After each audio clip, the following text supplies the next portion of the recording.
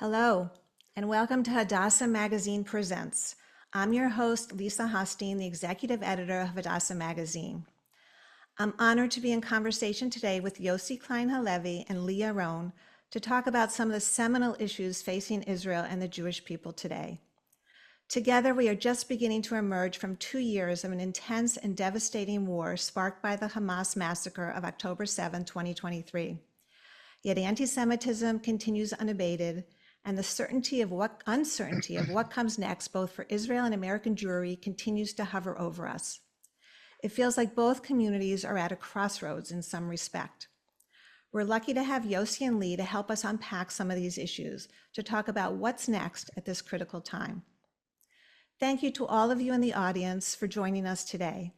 If this is your first Hadassah Magazine Presents program, a special welcome. And I hope you take the time to learn more about Hadassah and the work it does to heal those in Israel and in the world. If you're not already a member, please consider joining so you can enjoy the magazine, which is free with membership, as well as all the wonderful programming the magazine and the rest of Hadassah provides. And of course, your donations are always welcome and valued. Links for both membership and donations are in the chat box.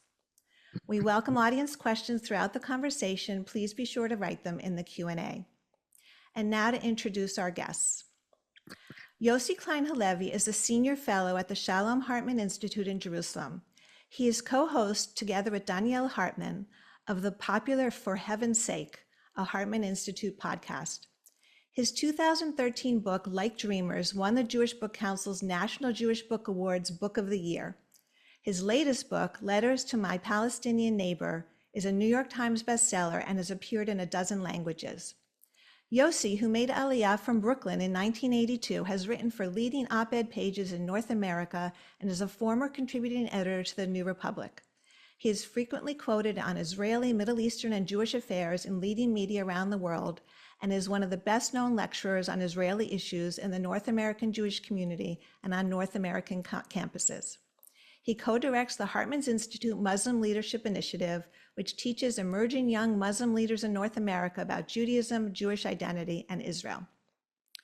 Lee Yaron, an award-winning Israeli journalist with the Israeli newspaper Haaretz, is the author of 10-7, 100 Human Stories, which this past year also won that same prestigious National Jewish Book Award, the Book of the Year, as well as the 2025 Natan Notable Books Award. She is to date the youngest recipient of the National Jewish Book Awards Book of the Year Award, and she was selected this year for the 2025 Forbes 30 Under 30 list.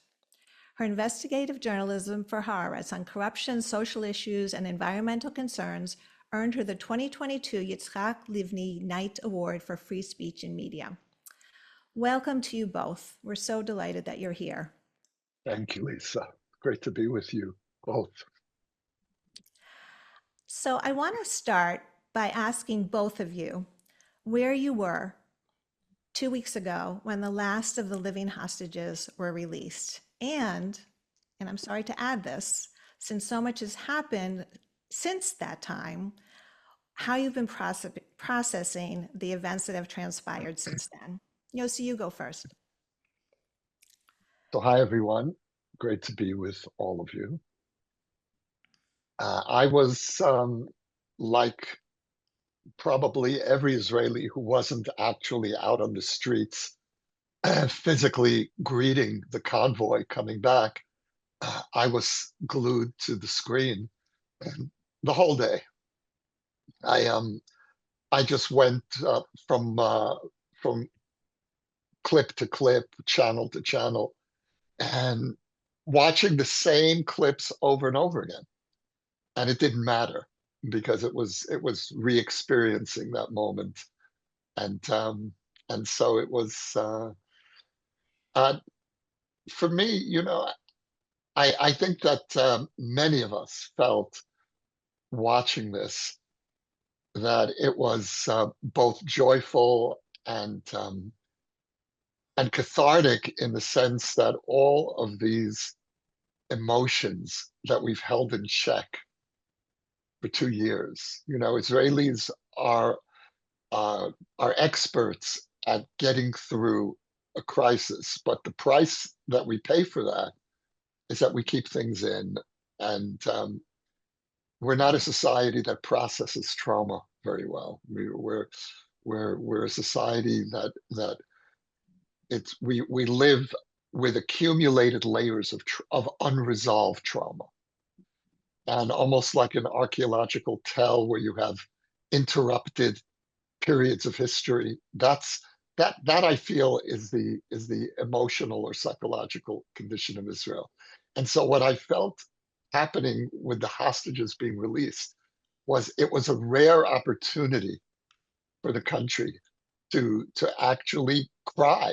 And I think everyone did, or so many of us did, and repeatedly through the day. And I think that we were crying not only for this moment, but for the everything we've gone through the last 2 years, and which we're going to have to again bury into one more unresolved layer of trauma. But it was this wonderful moment where of allowing ourselves to experience that. Lee, what was your experience on that day? I was in the US, in Florida, Tampa, as part of this book tour I've been doing for many, many months now. So I wasn't home, but I felt at home. I was just sitting in a hotel room, not going to sleep that day, just watching the clips like Yossi and every other Israeli and so many American Jews, and crying and just feeling this day of joy and relief that we've been waiting for so long, and thinking about these families. I spent so much of the last 2 years just speaking with these bereaved and hostages families, seeing what they've been through. So I've been so relieved for them. But I agree with Yossi that, that was the day that we started our healing. But then you need to ask yourself, what is healing? And if we want to go back, to October 6th, then you remember what we were experiencing, and the fact that Israel was on the verge of a civil war, and on all the conflicts we had, in among us before this war. And I think this is also the day when we started feeling not just the trauma, but the post-trauma. And in the same days when the hostages were coming back, people in Israel were speaking about two cases of bereaved families who committed suicide those days, that were 2 years after 10/7. A boyfriend of Mapal Adam, a young woman who was murdered in the Nova Festival, committed suicide. A mother of another young man who went to the Nova Festival took her life as well. We just saw data about over 280 soldiers who tried to commit suicide in the last year. And I think, now when we're like not frozen on this day of 10/7, we start feeling our emotions, and they are very big and strong and difficult emotions to deal with. We're going to get into a lot of those issues. Yossi, I want to read a passage from the essay that you wrote for us recently in Hadassah Magazine, a very powerful essay that I think spoke to a lot of people. And there are a lot of issues that I want to unpack there, but I want to read a quote from your essay. To be a post-October 7th Jew is to perceive reality differently than most of the world. It is to live in an alternative Jewish universe where what is to us is urgent and self-evident is widely dismissed as irrelevant or outright lies. It is being forced to prove that Hamas's atrocities really happened, that mass rape was integral to its war strategy, that not Israel but its enemies are genocidal, that Jews around the world are facing a wave of hatred and physical threat not seen since the 1940s, that Jews don't cause anti-Semitism, that Israel has the right to defend itself, that a Jewish state has the right to exist. It is to experience so much rage, so much of the time that you feel you are about to explode.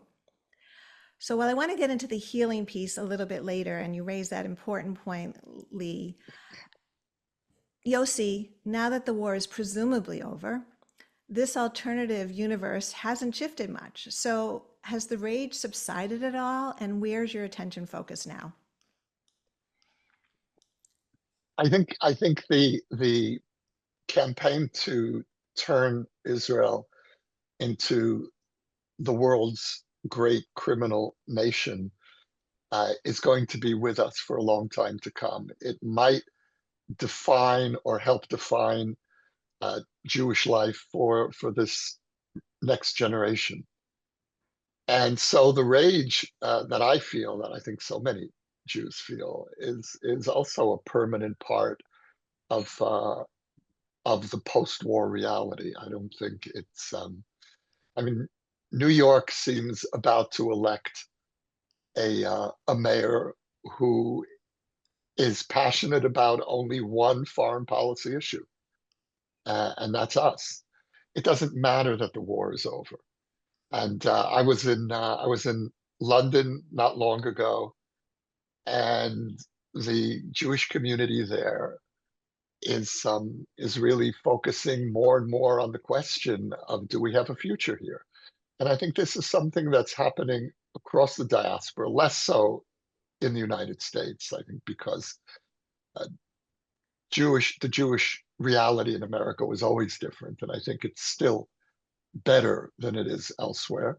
But you're feeling it too, and so this isn't going away. This is really part of it, and there actually, um, Lisa, there's something that I would like to touch on, which is how the the how the Jewish psyche is processing this moment.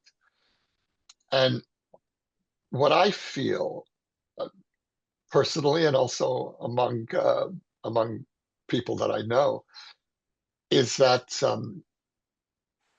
October 7th brought back two of the deepest traumas of the Holocaust.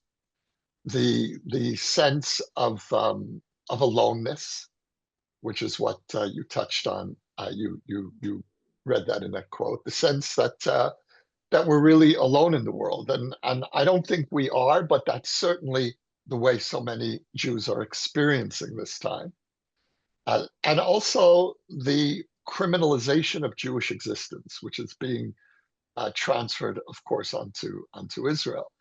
And so these two traumas have resurfaced uh, in the Jewish psyche. I think they were always there, but we've learned to live with them. We learned to live around them, and and since October 7th, we are dealing with Holocaust-related traumas that many of us thought, we were on our way as a people to overcoming.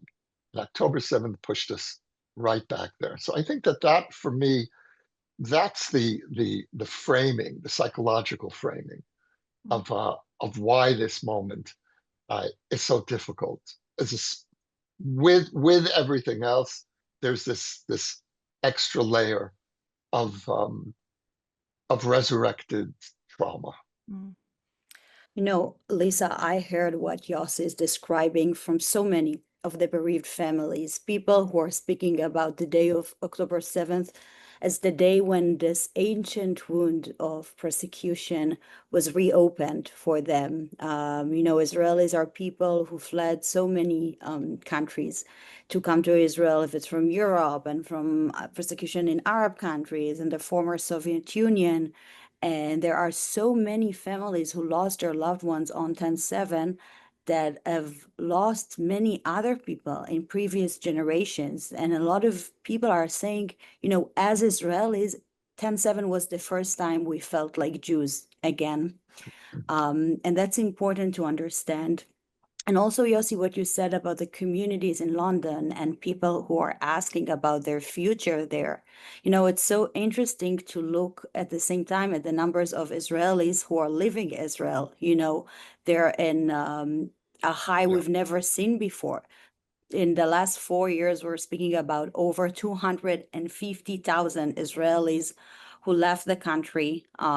We don't know the final number for 2025, but it's been, you know, since the judicial overhaul and in this years of war, it's been increasing every year. And these are young Israelis, most of them under 40, very educated, who are feeling like they can't live in Israel, and they're feeling unsafe and concerned for democracy and are looking for new communities.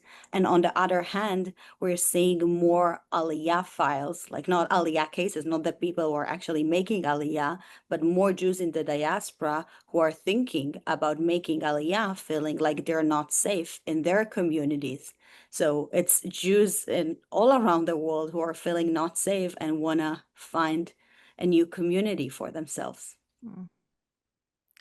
Yeah, I would, if I could just complicate the picture even more, that on the one hand, and I agree with you, Lee, the in some ways what worries me the most about the consequences of the last 3 years, really, beginning with the government's assault on the judiciary, was the erosion of faith among young liberal Israelis in the future of the country, and that I think is an existential crisis.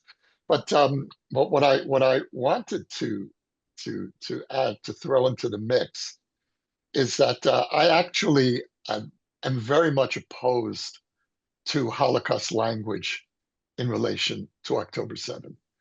And and and I was describing a psychological state, I think, that's very prevalent among Jews, and also, Lee, you're right, also Israelis. But I think that it's a mistake not to push back against that, because it's true Right. that on October 7th, we had a momentary lapse into victimhood, but it lasted all of one day. And on October 8th, Israeli society, Jewish Israeli society, politically wall to wall, made the decision that we're not going to stay in that condition of victimhood. We are going to reclaim our military deterrence, which was shattered on October 7th. And you can't look at the ruins of Gaza 2 years into this war uh, and and claim the mantle of victim. Now, I think we had no choice but to fight this war, and we probably had no choice but more or less to fight the war the way we did. I have some questions, but generally, I do uphold the way in which we fought the war, including the consequences, the terrible consequences for Gaza. I don't think that, given the conditions in Gaza, uh, I don't think there was really any other way to fight this war. But given the fact that we reasserted our power, and given the fact that Israelis really don't want to win the victimhood competition with the Palestinians, I think we want the Palestinians to win that competition. And so this very strange place that we're in is, on the one hand, we feel like we're victims again, but objectively speaking, we're not. And how do we navigate that? And it's even more complicated than that, because we feel as if, to be a victim means that you're innocent. And when we frame October 7th as the greatest catastrophe since the Holocaust, which I think is the wrong framing, I don't think anything that happens in Israel should be framed by what happened there.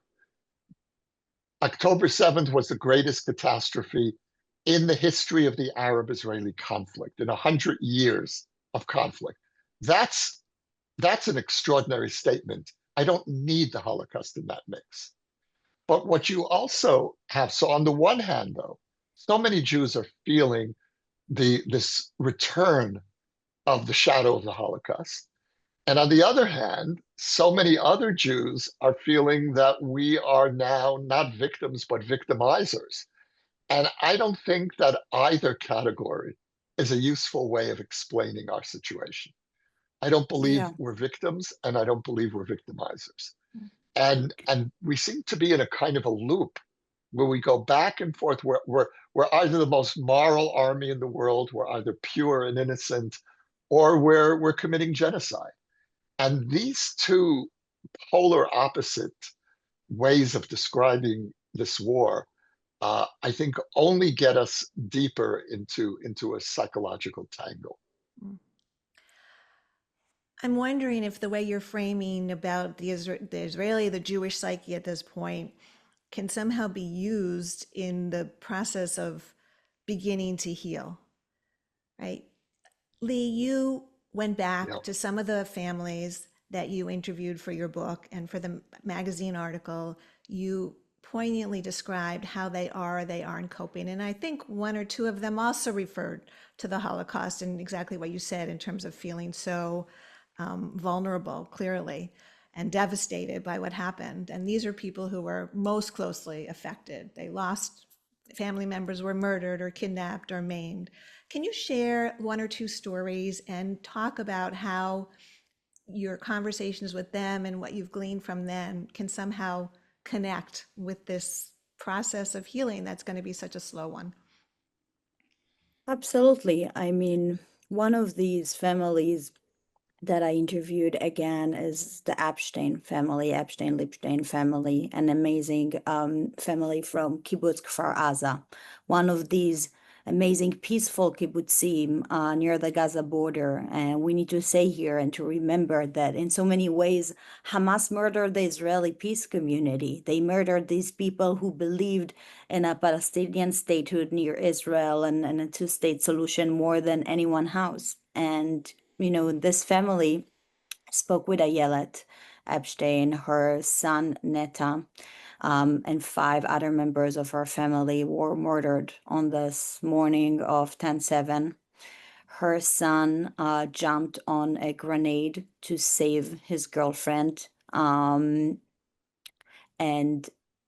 other members of her family. One of them is Ophir Lipstein, who was the head of the Shara Negev Council, a man who was busy in his last days in trying to establish this new industrial complex where Gazans and Israelis will be able to work together, because he believed that if we will work together, we will be able to live together better. And they are one of these incredible, inspiring families because they chose life, even though they lost so much. Ayelet's husband is now the head of the council, doing the job of his brother-in-law who was murdered, and trying to help this process of the healing of this kibbutzim. And you see a lot of conflicts and questions among them. A lot of them are asking themselves whether or not they can or they should go back and live in this area of Otef Aza, of the Gaza envelope. If, some of these homes in Kfar Aza were now rebuilt, and then because of the bombs, because of the war with Gaza, some of the windows were broken again. So they needed to renovate them again. And people are asking, will it ever be safe to live here? And do we want to continue what was stopped so horribly on October 7th, or do we want to try and find a new future for our families, if in Israel or if abroad? There is a real crisis in these communities, and in a way in the Israeli peace community, among this public that always believed in peace and now asking themselves questions. We see a lot of people who turned right-wing and do not believe in our option to have a two-state solution anymore. We see the numbers when you ask Israelis in general about it and how it shifted so much the last decade, and especially after the war. But we also see some bereaved families who are working with Palestinian bereaved families and speaking about the grief that unites us, and are trying now more than ever to try and find a solution. And when Trump spoke at the Knesset, when the hostages came back, and said the word peace, I was like, it was so refreshing. I don't think we heard the word peace in so long. And it's so important that it's back in the conversation. And, to raise one more topic here, next week, we're going to mention 30 years since the murder of Yitzhak Rabin. And for my generation, it means a lot. And I think a lot of people forget that over 50% of the Israelis were 30 years old or younger. 70% of the Palestinians are in this age.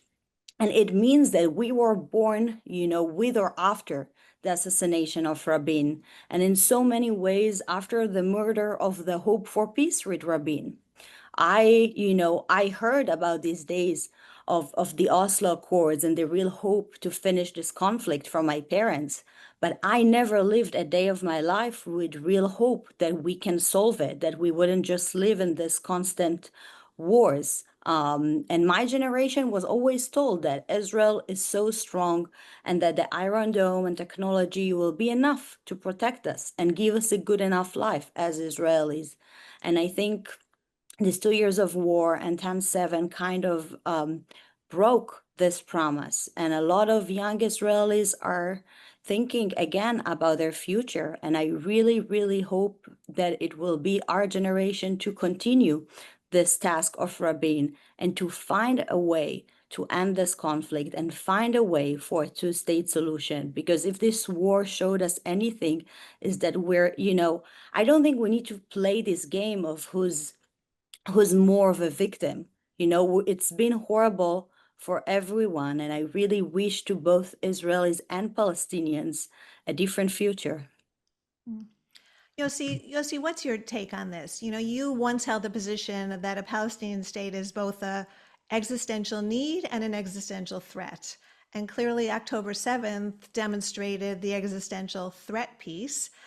So do you still hold that view, or have you moved like a lot of Israelis and Jews throughout the world that since it's so obvious now that there's really no chance of a peace, at least with the Palestinians?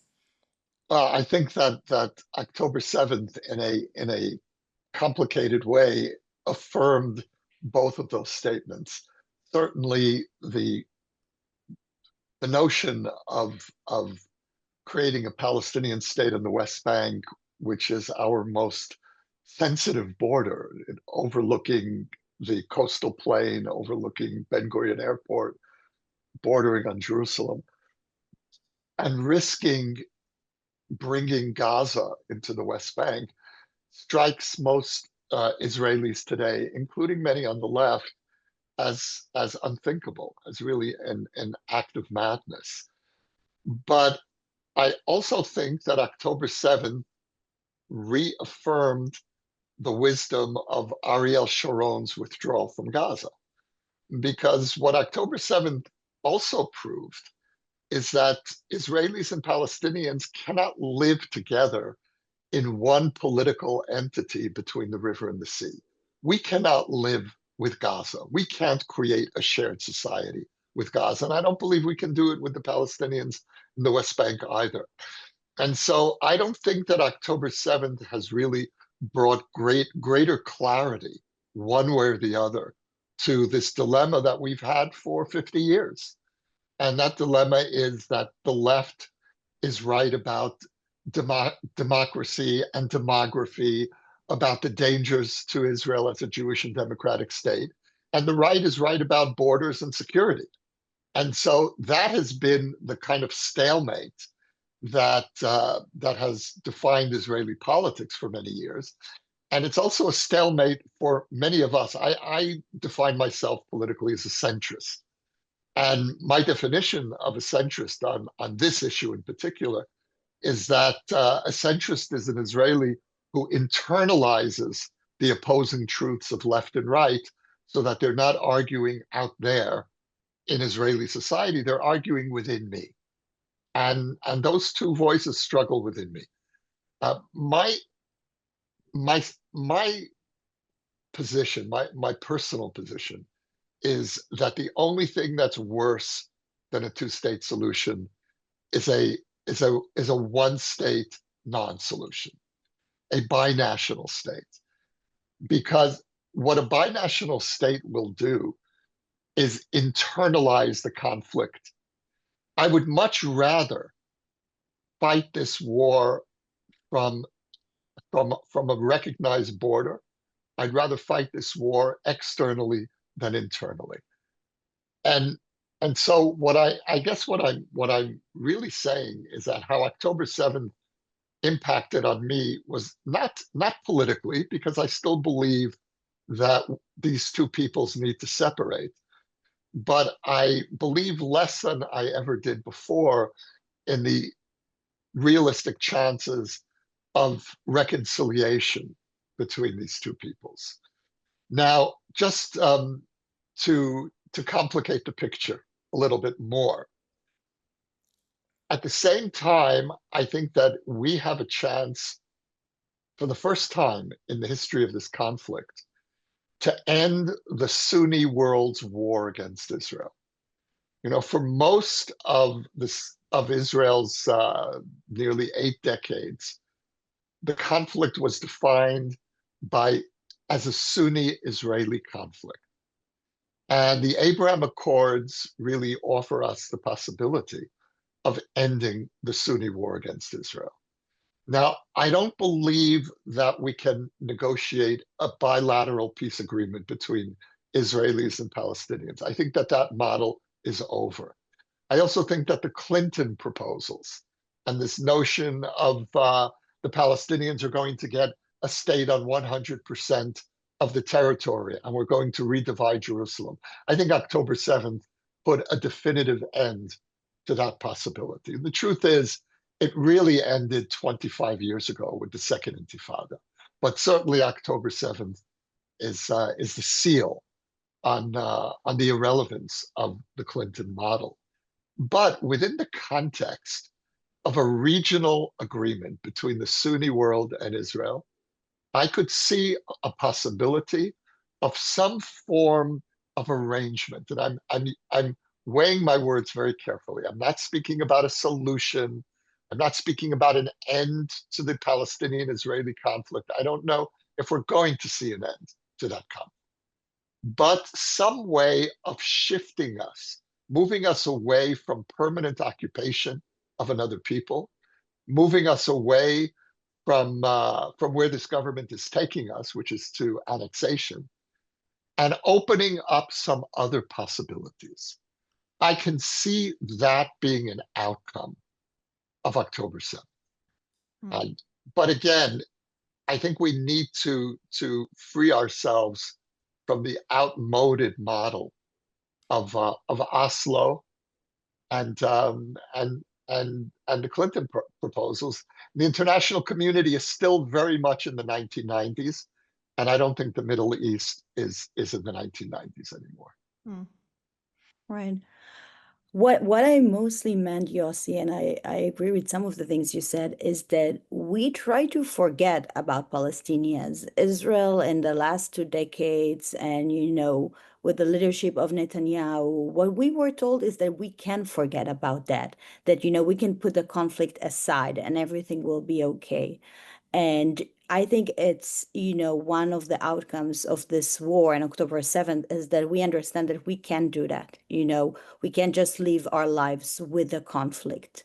And there are many, many Israelis who understand more than ever that we need to find a solution that will be just and will allow a better life for Israelis and for Palestinians who have been suffering, and like you said, we see the extreme right wing and the settlers are trying to move forward with their ideas and their solutions of annexation in the West Bank that I think is very dangerous for Israelis and for a future. And I think that people from the left and the center who does not want, like you said, a one-state solution or want, justice for everyone, we need to come up with other and better solutions and start speaking about it seriously. I think we weren't really speaking about it enough.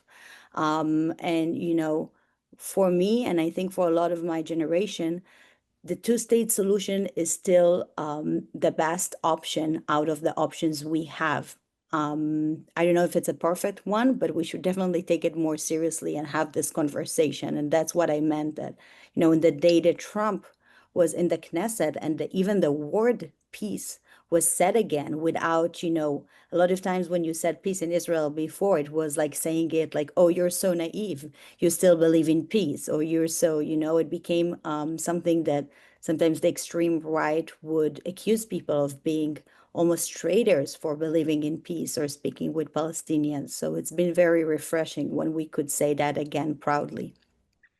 In So I agree with you, Lee, that we were fooling ourselves over the last 25 years. I think in several ways. We deluded ourselves into thinking we could avoid the Palestinian issue.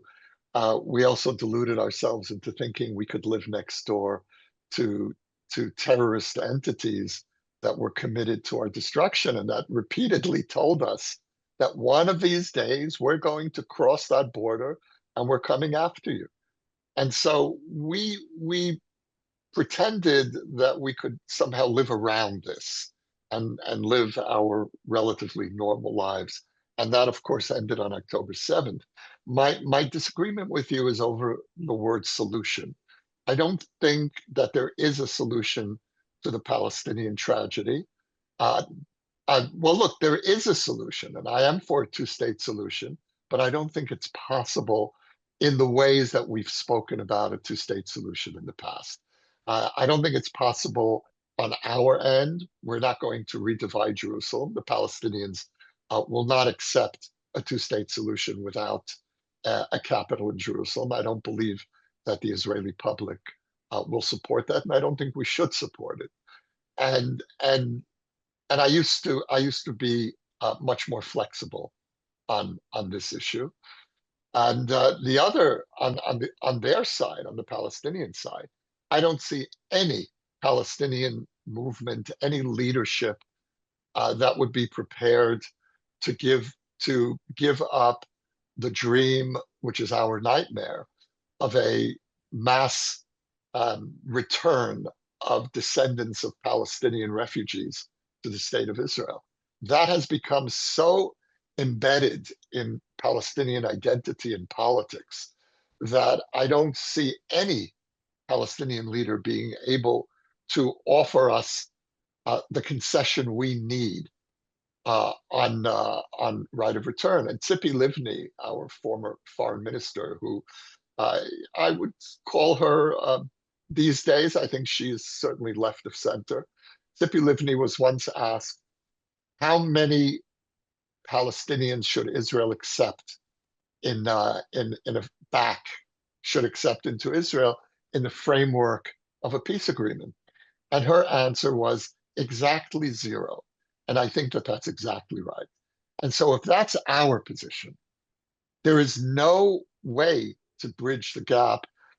And now we can certainly come to some form of arrangement with the Palestinians within the context of a regional peace agreement. But the notion that we're going to be able to satisfy minimal Palestinian demands, the gaps between their minimal demands and our minimal needs, uh, is just too great. So I just don't see that happening anytime soon. For me, the most important goal right now is to stop this government from moving us to annexation. We need to, and curbing settler violence. There are very practical issues that we need to confront, and I think it's very premature to be talking about two-state solution and a breakthrough on the Palestinian front. So I want to shift the focus. Obviously, this is a very important conversation and one we could continue for a long time, but I want to shift the focus a little bit to Israeli diaspora relations, particularly with American Jewry. You both have spent considerable amount of time in the United States, even since October 7th. And I imagine you've witnessed both the strengthening of connection and ties among Jews who have always felt strongly and connected to Israel, and also those Jews who we call October 8th Jews, who suddenly woke up after October 7th and found meaning in their Jewishness, which is a significant portion of the Jewish community in the United States. But we've also seen the simultaneous growing estrangement and, in fact, virulent and often hostile opposition to Israel and anti-Zionist sentiments taking hold in very strong ways. So, Yossi, let's start with you. As an American-born Jew, you've been involved with and an observer of American Jewish life for a very long time. So, even from your perch now in Jerusalem, how do you make sense of these seemingly contradictory trends? I think that in so many issues related to the post October 7th reality, um, American Jews are living in a condition of acute confusion. And it goes back to what I was trying to say earlier, where on the one hand we feel like we're victims again, on the other hand, many Jews would say we've become victimizers, and so there's this um, welter of emotions and contradictory conclusions about where we are and who we are as a people. I'm you know I've devoted my my professional life, my Jewish commitment to trying to help bring Israel and American Jewry closer together. And when I moved to Israel, I worked as a journalist writing from Israel, basically for American Jews. The publications that I wrote for were read, even the general publications were read mostly by Jews. So I've been really trying to be a kind of translator of Israeli reality for American Jews. And increasingly, I find that I'm unable to perform that function for any American Jews who aren't already deeply committed to Israel. I find that I'm losing my language, and so so I'm also in a state of flux. And look, as an Israeli, my focus has really been certainly the year leading up to October 7th, and it's beginning again now. My focus is on the tremendous damage that this government of ultras in Israel is doing to the relationship. You know, ultra orthodox, ultra nationalist, I would add ultra corrupt, and the impact that this government is having on American Jewish Israeli relations is catastrophic. Would things be better if we didn't have this government in place? If we had a government like Naftali Bennett's 3 years ago that really was looking for more cohesiveness in Israeli society? I think so, and I think it would staunch some of the alienation. But I think there are deeper trends that we have to confront.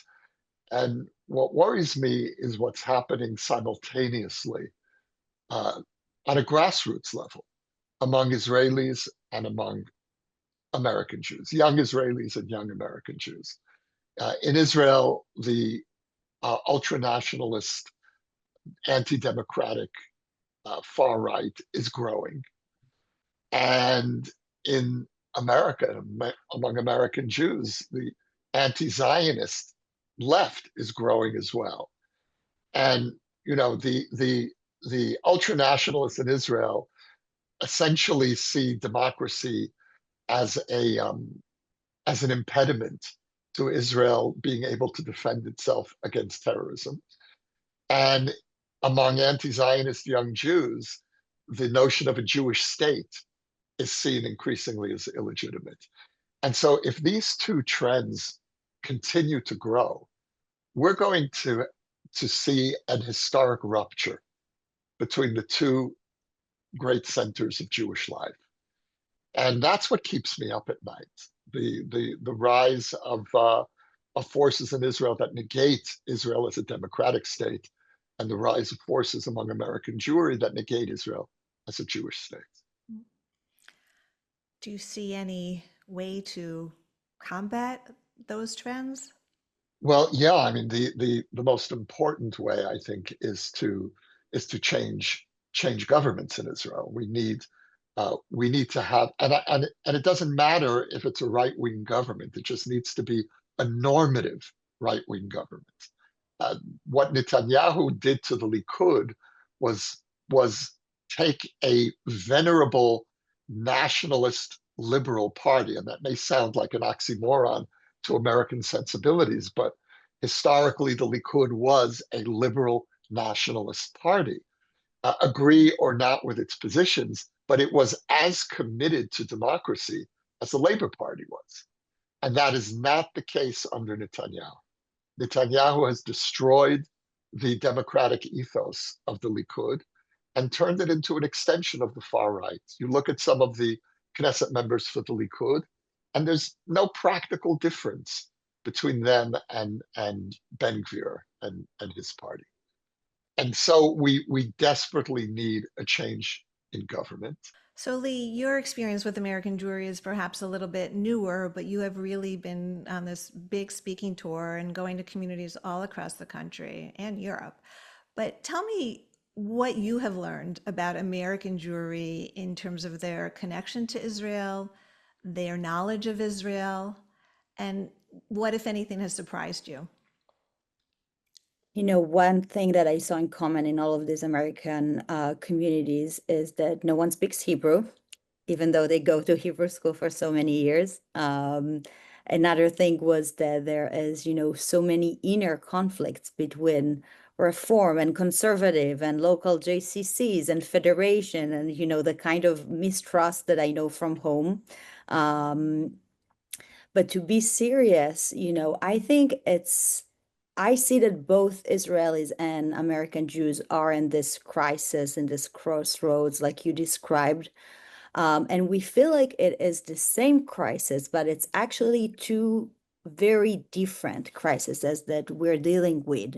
American Jews are suffering from anti-Semitism and are really concerned about that. And, they've been experiencing things that changed their lives. I'm now in St. Louis, speaking here for a few days, just spoke yesterday with college students who have been, moving between two universities, and one of them moved between three universities just looking for a place where they can feel safe. It's something we've never seen before. And Israelis do not understand anti-Semitism. We don't understand it as Israelis. We've never experienced it as Israelis. And in a way, you can say that what's happening to Jews in the world and anti-Semitism is good for Netanyahu. It's great for his government. It's not great for Israelis, but it's great for this coalition. And I don't think American Jews understand that, and they don't understand what Israelis are worried about, which is very much the things Yossi just described. Israelis are worried about democracy. They're worried about the West Bank. They're worried about how expensive it is in Israel. Many, many things that are, there is a real crisis in Israel, but it's a different one.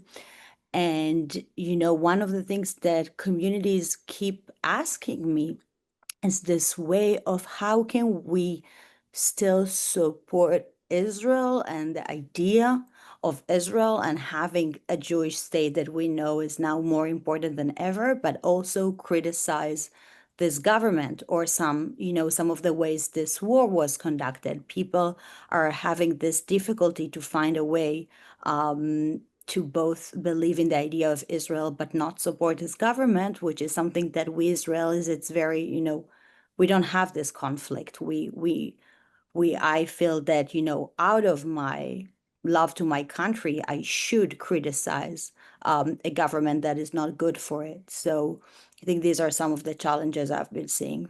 Mm. With your permission, we're going to go a little longer because we have some good questions from the audience. Is that all right with both of you? I'm not giving you a choice, really. So I do want to go to some of the questions because obviously, this conversation could go on for hours. So one question we have is, Yossi, if you were to write letters to my Palestinian neighbor today, would it differ? And if so, how? I'm not sure that I would have been able to write that book, certainly not in the immediate aftermath of October 7th. Not because I disagree with anything that I wrote there. I pretty much still believe what the message of that book was. But writing that book required a certain amount of overcoming obstacles in myself and dredging up a certain generosity of spirit and an empathy for Palestinians. And after October 7th, like many Israelis, I went into deep freeze. I was incapable of really paying attention to what the Palestinians were going through in this war.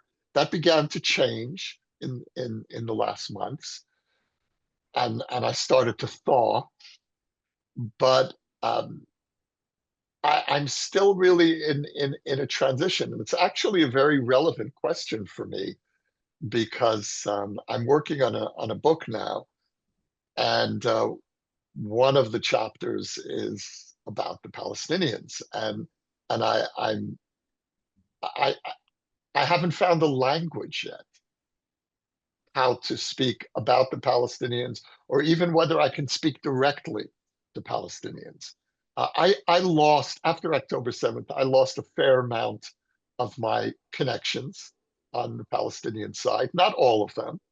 I've still managed to hold on to a few friendships, but and those are all the more precious because they've become increasingly rare. And there certainly are voices on the Palestinian side that are desperate for reconciliation. And I've always felt a responsibility to stand with those people. And I do feel that way now. I just don't know if I'm capable of it. And that's the most honest answer I can give. Hmm. One of our audience members is asking, how does empathy affect things now? And I think that applies in almost every realm we've talked about. But Lee, you want to take that first? Sure. I mean, I love this question because I feel like empathy is so, so important. And, in this polarized world that we're living, when, everyone just hears their own side, I think we're really lacking empathy. You can say that, if we're dreaming about a political solution, we need to start with a human solution. And what's a human solution? That's empathy, right? I chose to write my book as stories of civilians and human beings because I hate when people are speaking about Israel just through its politicians and are reducing all of us Israelis to our government. We have amazing people and very diverse people and diverse stories. There are in Israel communities. I saw someone asking in the chat of Arab Israelis, for example. 22% of the Israeli population is Palestinian Israeli or Arab Israeli stories. There are, refugees from Ukraine and Russia who are living in Israel. There's so many different communities. And I believe that when we tell human stories and when we share our human experiences, it's the best way to create empathy. And, I try to read as many stories that I can of Palestinian suffering and speak with my Palestinian colleagues as well. And I truly believe that we need to start to have a dialogue and listen to each other. And going back for a moment to what you asked before about, what I've learned in the US and then in Europe, it's been really interesting because in Europe, I felt like there was more ability to have a conversation. You know, when I was book touring in France and Germany, I just came back from Sweden. There were more panels of Israelis and Palestinians together, and people being able and willing to hear from Israelis together with Palestinians. And in the US, I feel like cancellation culture is so strong that so many people, are just outside of Jewish communities are just afraid to hear anything that can look like they're supporting of Israel. They don't want to have any dialogue. Doesn't matter who you are. Doesn't matter, that so many of these victims were people who believed in peace. They don't even want to hear from these families sometimes. We're seeing people denying the sexual atrocities that happened. So there was something that I expected it to be the opposite way. Before I came to the US, I was expecting the US to be much more open and that there will be much more dialogue in the US and less in Europe. And I've learned that it was the opposite way. Yeah. Very interesting contrast that you're discovering.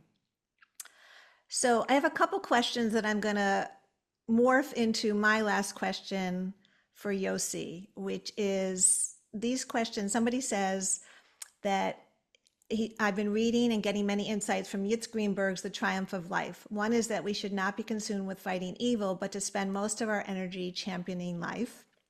The other is Israel important for the survival of Judaism?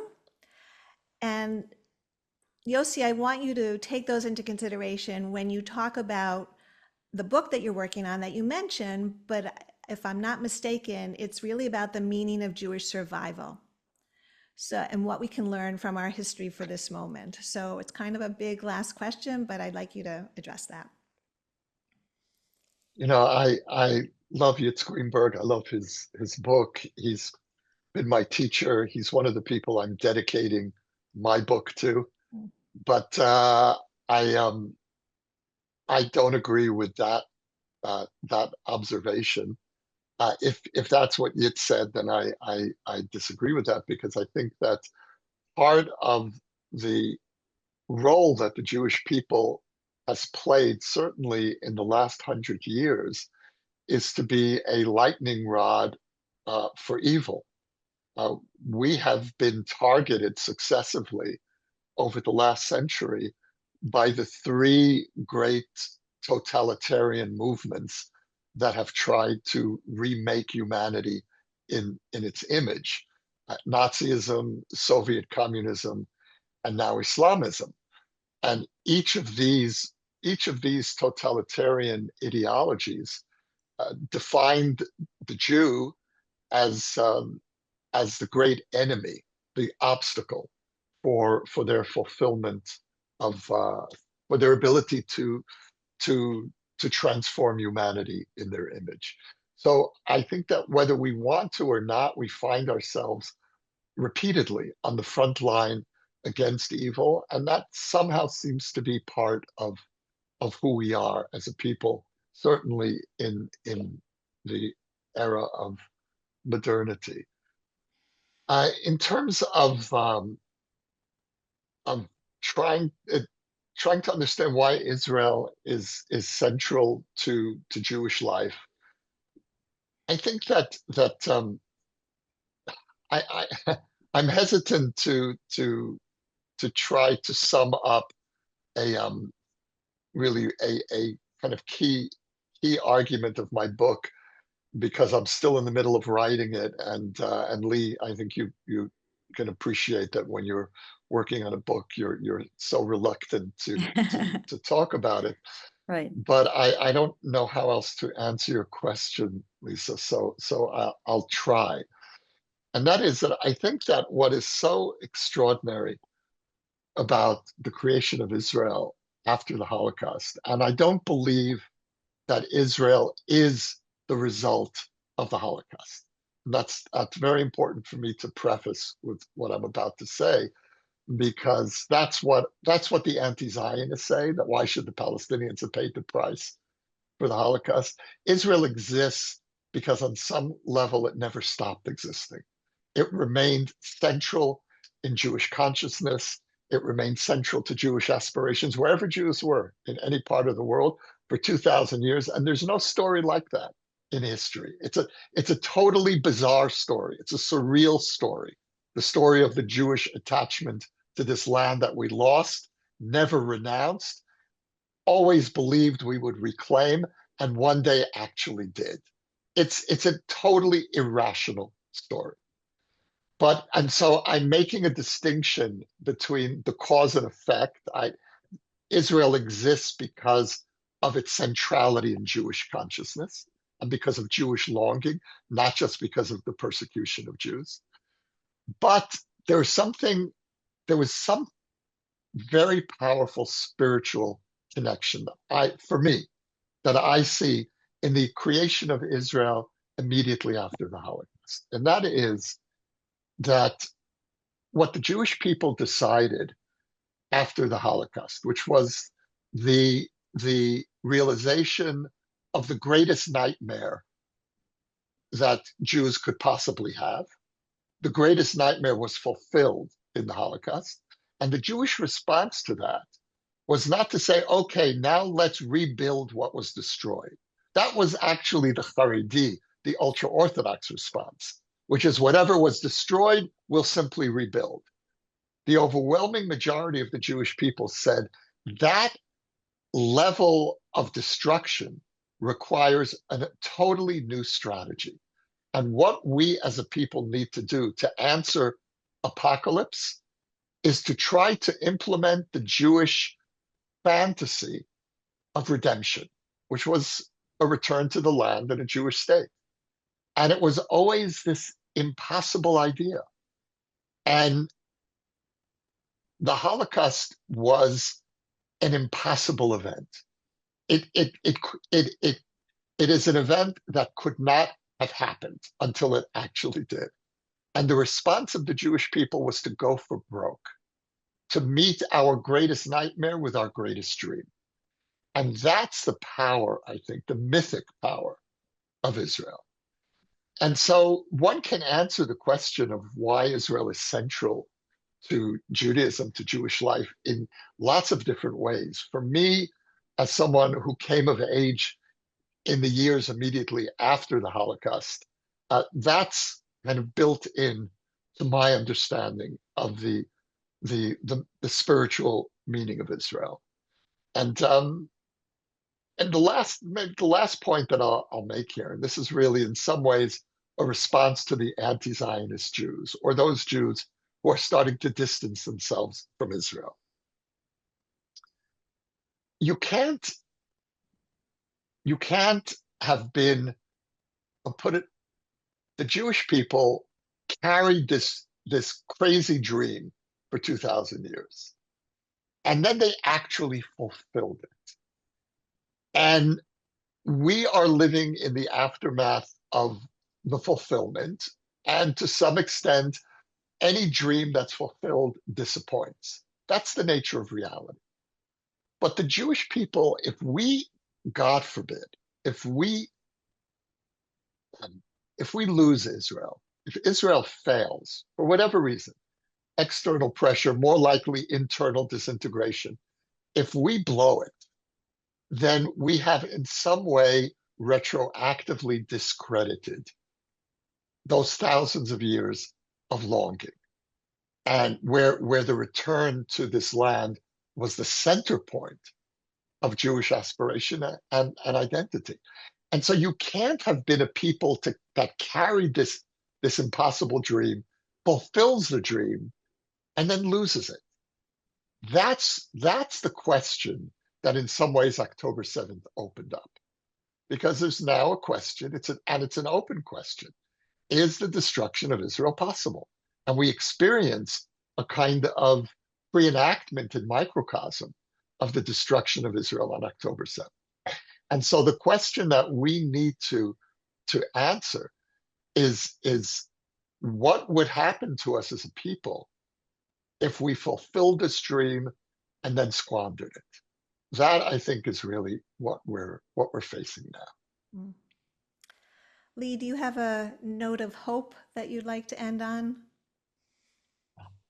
Um, sure. I mean, I wanted first to respond, to what Yossi said. It's been, I'm a grandchild of Holocaust survivors from my father's side. From my mother's side, our surname to this day is Adato, which in Hebrew Gematria spells 1496, which is the year that my family was deported from Portugal with the rest of the Portuguese Jews. So, both sides of my family have been looking for a safe place for many, many generations and have paid, heavy prices coming to Israel, dealing with everything it meant with a new language and a new culture and living in poverty, making aliyah and, establishing this dream of the Jewish state wasn't easy for the people who did it, but it was a real dream of theirs to allow me and my parents and my brother and this generation a better life. So I agree with Yossi that, we've achieved this dream and we cannot give it up. And I have no question about how much we need a home, a safe home for Jews. Um, and I think the elections that we're going to in Israel in 2026 will be so important and that we need a lot of hope for them. I take some inspiration and hope from new political ideas that are coming right now together. For example, the idea of a new party or a new political force of that will be of bereaved families and hostages families. I think these are among the people that are the most worthy of leading Israel right now.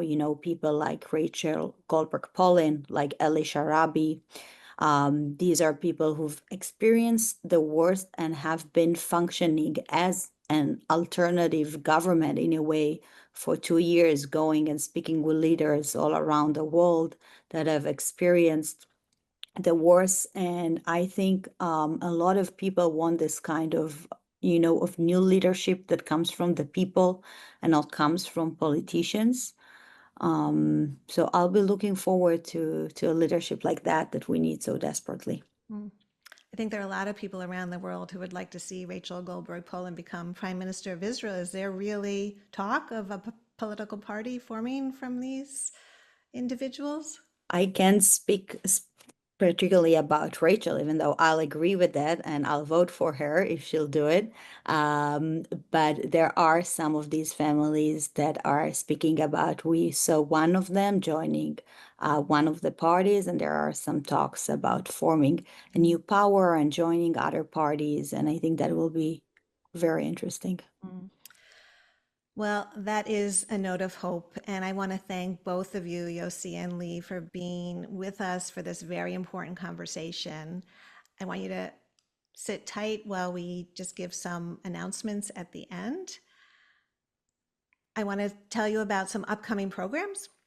On November 23rd, our next Hadassah Magazine Presents podcast will take place at the Miami Book Fair, where I'll be interviewing Pam Nadel, a leading historian of American Jewish history who has an important new book being released this month called Antisemitism in American Tradition, about the history of antisemitism in the United States.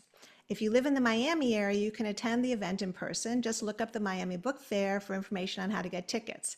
For everyone else, that podcast episode will be available at the end of November. And on December 8th at 8 p.m., we'll be back with a live virtual event like this one with Rabbi Angela Bookdahl, the spiritual leader of Central Synagogue in Manhattan, who is considered one of the most inspiring and influential rabbis in America today. We'll be discussing her journey from South Korea, where she was born, to the rabbinate, the challenges as well as the joy of being a rabbi in these times, as well as her new memoir, Heart of a Stranger. If you haven't yet discovered our podcast, wherever you find your podcast, be sure to do so. You'll still want to register for these live events to be part of the real-time conversation and be able to ask questions of our guests. But in case you miss it, you'll be able to get the podcast and listen while taking a walk, commuting, or cooking dinner. And you can share it with your family and friends. In addition to listening and sharing today's conversation with Yossi and Lee, which will be available in the next few days, You'll find earlier conversations with Maya Arad, Mayim Bialik, Dara Horn, and Ayelet Sabari. Find it wherever you get your podcasts or on the podcast page of hadassah.org, where you can sign up for alerts to learn when new episodes drop. I want to thank Libby Barnea, our deputy editor who helped plan and implement this program, along with the magazine's digital editor, Ariel Kaplan, who both promoted and produced it. And a shout out to our partners in the engagement and marketing and communication divisions who always play an important role in making these events happen. A reminder that a follow-up email will get to you tomorrow with links to a recording of this session, podcast information, and also ways to purchase Lee's and Yossi's latest books, along with more information about their work, as well as links to donate to Hadassah and become a member of the organization. So a huge thank you to Yossi and Lee, both of you, for taking the time to share your insights and wisdom with us. We wish you all well and strength as the healing path begins and continues. Thank you. Good to be with you all. Lee, wonderful Thank to you be with so you. much. Thank you, Yossi. Thank you, Lisa. It was a pleasure.